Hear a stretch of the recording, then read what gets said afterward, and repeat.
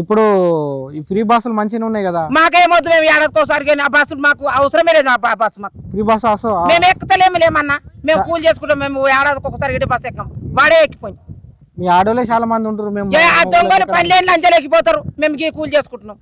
మేము ఎన్నడూ ఎక్కం, ఎన్నడూ ఎక్కనే లేదు మన బస్ స్టేషన్ నుంచి. ఇప్పుడు ఒక్కసారి కూడా పోలేవు. పోలే మాకేరికి మేము పోతే గీరికే మేము పోతే గుమ్మడిదాలకు గిట అది ఆటోలు 20 రూపాయలు పెట్టి ఆటోలో పోతున్నాం.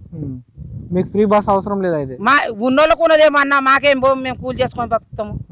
మరి ఆ సిటీ వాడు చాయ్ దాకా ఆడిపోతుందట హోటల్కి ఆడిది, అక్కడ వేసుకోమని అని. ఇక్కడ ఏం లేదు.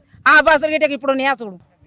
ఇప్పుడు ఈ ఫ్రీ బస్సులు మంచిగా ఉన్నాయి కదా. మాకేమొద్దు, మేము ఏడాదికోసారి ఆ బస్సులు మాకు అవసరమే లేదు. ఆ బస్సు మాకు ఫ్రీ బస్సు మేము ఎక్కుతలేము లేమన్నా. మేము కూలి చేసుకుంటాం. మేము ఏడాదికి ఒకసారి ఇటు బస్సు ఎక్కం, వాడే ఎక్కిపోయి. మీ ఆడోలే చాలా మంది ఉంటారు. మేము దొంగలు పల్లెళ్ళు అంచెలు ఎక్కిపోతారు. మేము కూలి చేసుకుంటున్నాం. మేము ఎన్నడూ ఎక్కం, ఎన్నడూ ఎక్కనే లేదు మన బస్ స్టేషన్ నుంచి. ఇప్పుడు ఒక్కసారి కూడా పోలేవు. పోలే మాకేరికి మేము పోతే గీరికే మేము పోతే గుమ్మడిదాలకు గిట అది ఆటోలు 20 రూపాయలు పెట్టి ఆటోలో పోతున్నాం. మీకు ఫ్రీ బస్ అవసరం లేదు అయితే. మా ఉన్నోళ్ళకు ఉన్నదేమన్నా, మాకేం పోము, మేము కూలి చేసుకొని బతుకుతాము. మరి ఆ సిటీ వాడు చాయ్ దాకా ఆడిపోతుందట హోటల్కి ఆడిది, అక్కడ వేసుకోమని అని. ఇక్కడ ఏం లేదు. ఆ బస్సులు గిట్ట ఇప్పుడు నేసుడు.